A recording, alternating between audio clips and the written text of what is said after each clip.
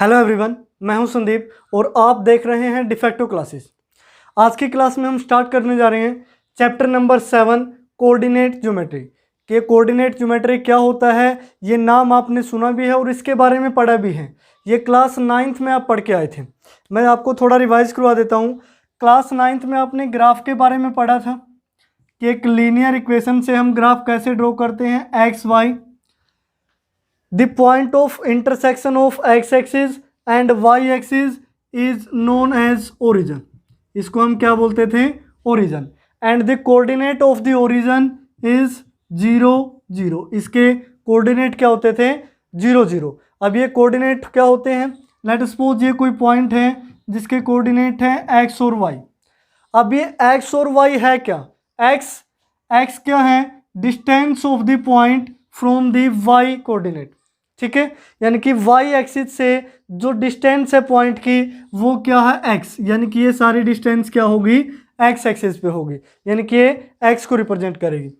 और ये जो डिस्टेंस है, distance of the point from x axis, distance of the point from x axis is known as y coordinate, जिसको हम क्या बोलते थे?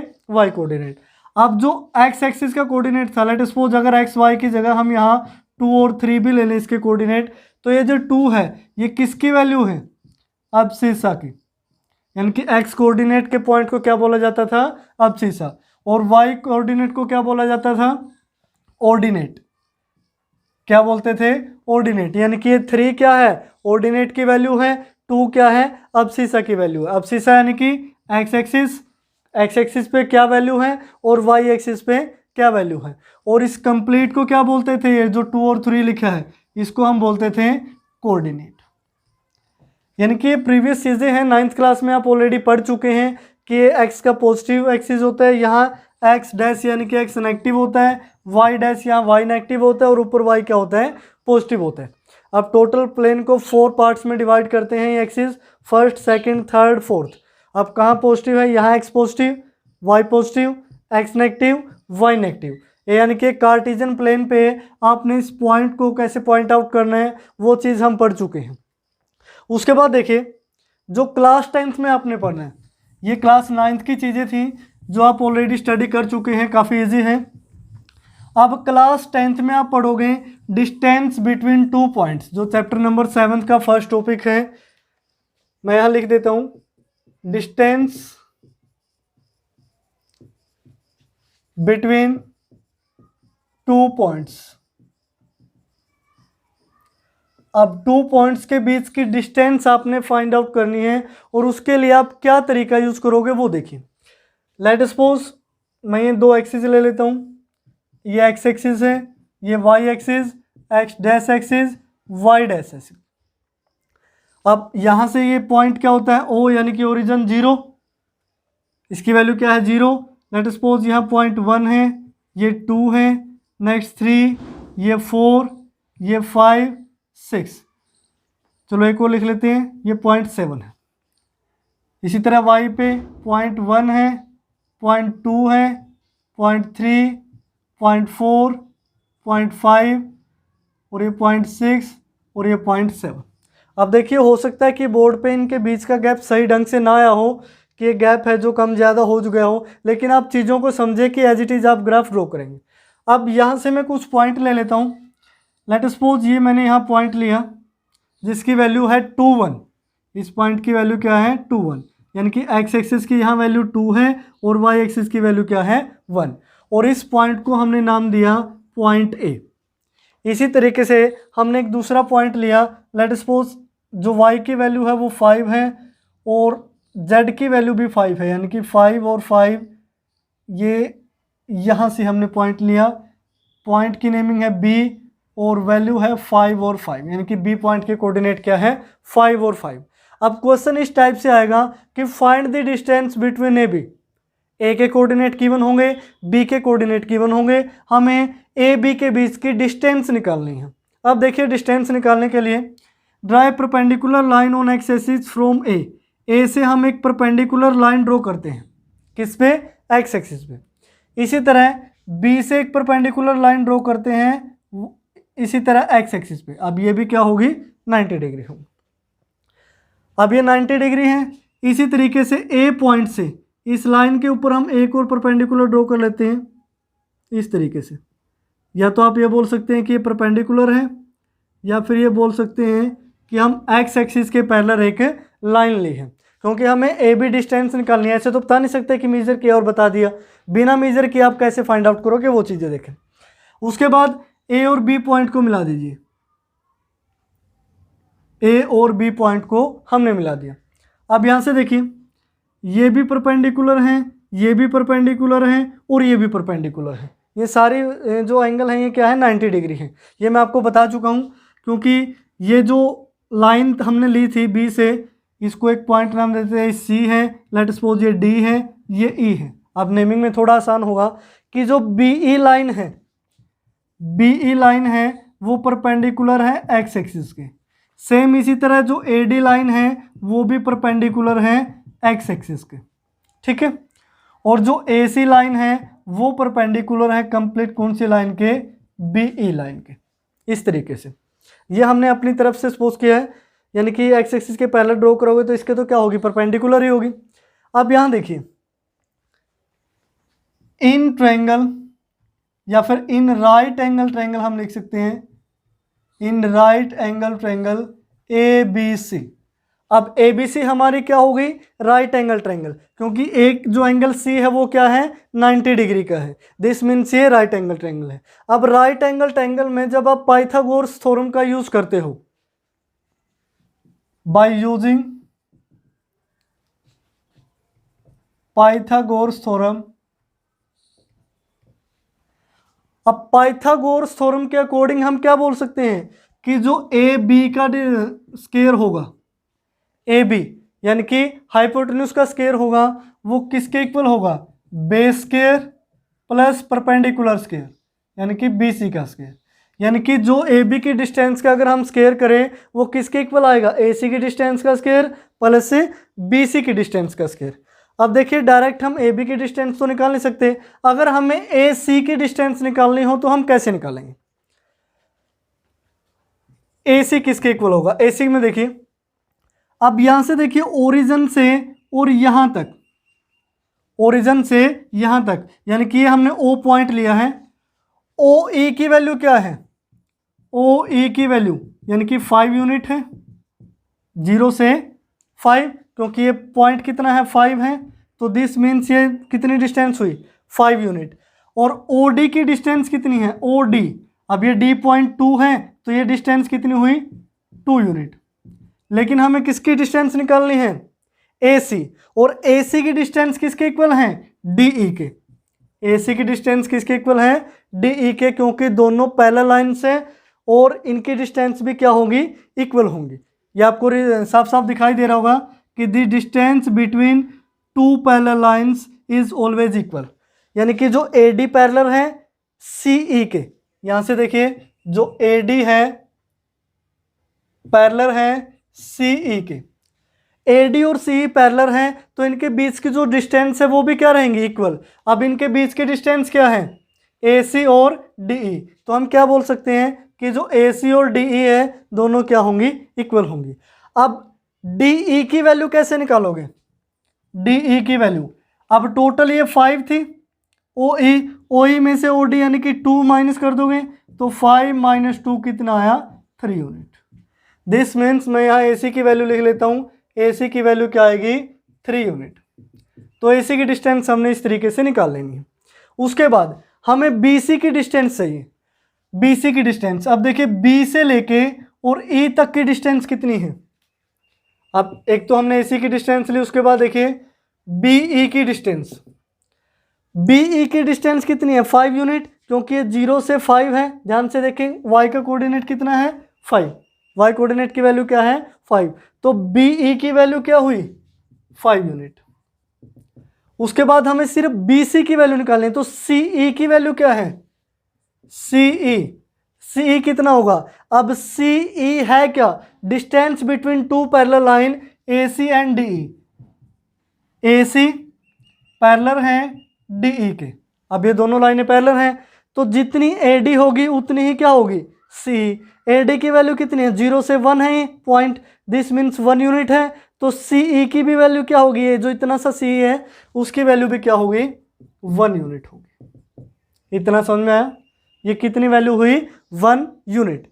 अब देखिए सी की वैल्यू 1 यूनिट है, लेकिन हमें किसकी वैल्यू चाहिए, बी सी की। बी सी की वैल्यू क्या होगी, ये टोटल जो डिस्टेंस है बी, ये 5 यूनिट थी, जिसमें से हमने 1 यूनिट माइनस कर देना है, तो कितना रहेगा, 4 यूनिट, यानी कि 5 - 1 4 यूनिट। तो ये डिस्टेंस हमें क्या मिली, बी से। अब ए सी और बी सी की वैल्यू हम यहाँ फॉर्मूले में पुट करेंगे, ए बी का स्क्वायर इज इक्वल टू ए सी की वैल्यू 3 है, 3 का स्क्वायर करोगे तो 9 प्लस बी सी की वैल्यू कितनी आई है, 4 यूनिट, बी सी की वैल्यू कितनी आई है, 4 यूनिट, 4 का स्क्वायर 16, 4 का स्क्वायर 16। तो जो ए बी का स्क्वायर आया वो कितना आया, 25। दिस मीन्स ए बी की वैल्यू क्या होगी, 25 का अंडर रूट, तो A B is equal to 5 unit. A B distance कितनी होगी, 5 यूनिट। अब अंडर रूट है तो प्लस माइनस हम नहीं लेंगे, क्योंकि डिस्टेंस ऑलवेज पॉजिटिव, डिस्टेंस हमेशा क्या होती है, पॉजिटिव, यहाँ हम नेगेटिव वैल्यू नेग्लेक्ट करेंगे। दिस मीन्स जो ए बी की डिस्टेंस आई है वो हमारी कितनी आई, 5 यूनिट। इतना समझ में आया। अब ये हमने कैसे निकाला, अब देखिए बहुत सारी चीज़ें हमें लिखनी पड़ी कि हमने ए पॉइंट लिया, बी पॉइंट लिया, ये परपेंडिकुलर ड्रॉ किए, सी पॉइंट, इन सभी की नेमिंग लिखी, कौन किसके पैरेलल है, किसके परपेंडिकुलर हैं, किसकी कितनी डिस्टेंस है, ट्रायंगल का यूज़ किया, और उसके बाद हमने क्या निकाली, डिस्टेंस निकाली। इसी तरीके से हम किसी भी पॉइंटों की, किन्हीं भी दो पॉइंटों की डिस्टेंस ईजिली निकाल सकते हैं। उसके बाद देखिए प्यारे बच्चों, अभी हमने क्या देखा कि हमने दो पॉइंटों के बीच की डिस्टेंस निकाले, और उस डिस्टेंस को निकालने के लिए हमने क्या क्या स्टेप लिए। लेकिन हर एक क्वेश्चन में हम ऐसा नहीं कर सकते कि इतनी सारी चीज़ें एज्यूम करें और तब जाके डिस्टेंस निकले, यानी कि दो पॉइंटों के बीच डिस्टेंस निकालने के लिए कोई पर्टिकुलर मेथड हो जिससे आसानी से हम उन दोनों पॉइंटों के बीच की डिस्टेंस निकाल सकते हैं, और वो मेथड होता है डिस्टेंस फॉर्मूला, कि दोनों पॉइंटों के बीच की डिस्टेंस निकालने के लिए हम डिस्टेंस फॉर्मूला का यूज़ करते हैं। अब देखते हैं कि जो डिस्टेंस फॉर्मूला है ये होता क्या है और ये कहाँ से आया। अब इसको हम ड्राइव करेंगे डिस्टेंस फॉर्मूले को। तो सबसे पहले हम एक्सिस ले लेते हैं। लेट सपोज ये एक्स और वाई एक्सिस है, ये एक्स एक्सिस, ये वाई एक्सिस, ये एक्स डैश और ये वाई डैश एक्सिस। अब हम एक्सिस पे कोई भी दो पॉइंट ले लेते हैं। इन एक्सिस पे लेट सपोज ये पॉइंट ए है, लेट सपोज ये बी पॉइंट है। अब उसके बाद देखिए ए के कोऑर्डिनेट मैं सपोज कर लेता हूं ये x1 है और y1 है। ए के कोऑर्डिनेट x1 और y1, बी के कोऑर्डिनेट x2 और y2 है। बी के कोऑर्डिनेट है x2 और y2। अब हमारा काम क्या है, find the distance between point A and point B. अब ए और बी के बीच की हमें डिस्टेंस निकालनी है, तो ए और बी पॉइंट को मिला देते हैं। ए और बी पॉइंट को इस तरीके से मिला है, हमें ये डिस्टेंस की वैल्यू चाहिए। अब डिस्टेंस की वैल्यू चाहिए, इनको थोड़ा ऊपर लिख लेते हैं, x1 और y1। अब same as it is A से हम एक परपेंडिकुलर ड्रॉ करते हैं x एक्सिस पे, same as it is B से हम परपेंडिकुलर ड्रॉ करते हैं x एक्सिस पे। इतना समझ आया। और ए से एक पैरेलल लाइन ड्रॉ करते हैं जो x एक्सिस के पैरेलल हो और इस लाइन के क्या हो, परपेंडिकुलर। अब इनकी नेमिंग लिख लेते हैं, ए बी सी, यहाँ डी पॉइंट, यहाँ ई पॉइंट। ठीक है। अब जो भी हमने ड्रॉ किया है सबसे पहले वो लिख लेते हैं। हेयर ए डी परपेंडिकुलर है एक्स एक्सिस के, जो बी ई है वो भी परपेंडिकुलर है एक्स एक्सिस के, जो ए सी लाइन है वो हमने पैरेलल ली है एक्स एक्सिस के। दिस मीन्स डी ई के भी पैरेलल होगी, क्योंकि डी ई किस पे है, एक्स एक्सिस पे ही है। इसी तरह ए डी परपेंडिकुलर है एक्स एक्सिस के, सी ई परपेंडिकुलर है एक्स एक्सिस के। दिस मीन्स जो ए डी है वो किसके पैरेलल होगी, सी ई के पैरेलल होगी, सी ई के, यानी कि कंप्लीट लाइन बी ई। इस तरीके से भी आप लिख सकते हो, यहाँ आप बी ई भी लिख सकते हो। ये हमने एज्यूम किया है। उसके बाद देखिए here A B C is a right angle triangle. कौन सी ट्रायंगल है? Right angle triangle. Because angle C is equal to 90 degree है। एक एंगल 90 डिग्री है, दिस मीन से क्या होगी? राइट एंगल ट्रायंगल होगी। अब उसके बाद देखिए, इन राइट एंगल ट्रायंगल ABC, इन right angle triangle ABC using Pythagoras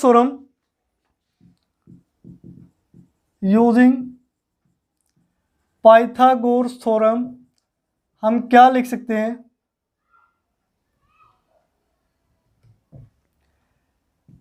hypotenuse का स्क्वायर यानी कि AB का स्क्वायर इज इक्वल टू होगा BC का स्क्वायर प्लस AC का स्क्वायर। इस तरीके से हम लिखते हैं hypotenuse square is equal to perpendicular square plus base square. अब देखिए, AB की डिस्टेंस निकालने के लिए हम BC और AC का यूज करेंगे, यानी कि हमें BC और AC की डिस्टेंस चाहिए। अब देखिए, ये पॉइंट हम O ले लेते हैं। मैं हर एक पॉइंट की डिस्टेंस लिखूंगा। OD की डिस्टेंस क्या है? OD की डिस्टेंस क्या है? यानी कि A पॉइंट का जो x कोऑर्डिनेट है क्या है? x1। तो OD की डिस्टेंस क्या है? x1 यूनिट है, क्योंकि यहां से लेके और यहां तक कितना है? x1, तभी तो A का x का कोऑर्डिनेट क्या आया? x1 आया। इसी तरीके से अगर हमें C के कोऑर्डिनेट लिखने हो तो आप कैसे लिखोगे? यानी कि O से E की वैल्यू क्या है? O से E x एक्सिस कितना है? x2, तो इसका x का कोऑर्डिनेट क्या होगा? x2 होगा। और y का कोऑर्डिनेट क्या होगा? यानी कि CE डिस्टेंस कितनी है? y1 है, क्योंकि A का कोऑर्डिनेट क्या है? y1, तो ये सारी डिस्टेंस क्या रहेगी? y1। तो C के कोऑर्डिनेट हुए y1। इस तरीके से हमने लिखा। अब देखिए, OD की डिस्टेंस हमने x1 यूनिट ली। उसके बाद देखिए, OE की डिस्टेंस कितनी है? OE की डिस्टेंस O से E यानी कि कितनी है? x2। यहाँ हर जगह क्या रहेगा? x2 रहेगा। तो ये डिस्टेंस कितनी है? x2। OE की डिस्टेंस आई x2 यूनिट। इसी तरीके से अगर AD की डिस्टेंस आपने निकालनी है, AD की डिस्टेंस यानी कि y एक्सिस की डिस्टेंस यानी कि y coordinate of the point क्या हुआ? y1 unit. ये वैल्यू क्या आई? y1 unit. यानी कि जितना AD है उतना ही क्या है? CE है, क्योंकि दोनों एक दूसरे के क्या हैं? पैरेलल हैं और इक्वल भी हैं, क्योंकि ये दो पैरेलल लाइन के बीच की डिस्टेंस है। CE की वैल्यू आई y1 यूनिट। इतना हमने लिखा। उसके बाद देखिए, BE की वैल्यू क्या है? BE कंप्लीट, BE यानी कि B से ही y कोऑर्डिनेट की वैल्यू होगी B पॉइंट के y कोऑर्डिनेट की वैल्यू क्या है? y2 unit. सारी डिस्टेंस हमने लिख ली। OD हमने लिख लिया, AD हमने लिख लिया, CE, BE।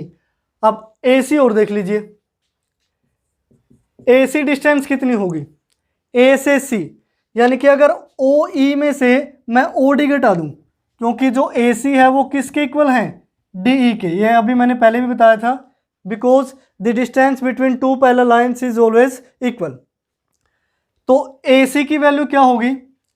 OE में से OD माइनस कर दें, OE माइनस OD। OE की वैल्यू क्या है? x2 माइनस OD की वैल्यू अभी हमने निकाली थी x1, यानी कि AC की वैल्यू क्या आई? x2 minus x1 unit. AC की वैल्यू निकाली। इसी तरीके से अगर हम BC की वैल्यू निकालें, BC की वैल्यू क्या होगी? Complete BE minus BC, oh sorry CE minus में क्या होगा? CE, यानी कि BC की तो वैल्यू निकालनी है, तो BE माइनस CE। अब देखिए, BE की डिस्टेंस कितनी है? y2 unit. CE की डिस्टेंस कितनी है? y1 unit. तो BC की वैल्यू क्या आई? y2 minus y1 unit. और AC की वैल्यू क्या आई? x2 minus x1 unit. ये दोनों वैल्यू हमने निकालनी, क्योंकि इन्हीं दोनों की वैल्यू चाहिए थी यहाँ पुट करने के लिए। तो उसके बाद देखिए, डिस्टेंस AB का square is equal to BC का होल स्क्वायर। BC की वैल्यू क्या है? y2 minus y1, y2 minus y1 का होल स्क्वायर। AC की वैल्यू क्या है, x2 minus x1, x2 minus x1 का होल स्क्वायर। ठीक है, इनको आगे पीछे लिख सकते हो, कोई इफेक्ट नहीं पड़ेगा। अब देखिए AC बाद में लिखा है, AC को पहले लिख ले, BC को बाद में लिख ले, कोई इफेक्ट नहीं आएगा, एज इट इज। अब यहाँ क्या हो जाएगा, x2 माइनस x1, और यहाँ क्या हो जाएगा y2 माइनस y1। 1 में 2 ऐड करो, 2 में 1 ऐड करो, आना तो क्या 3 है।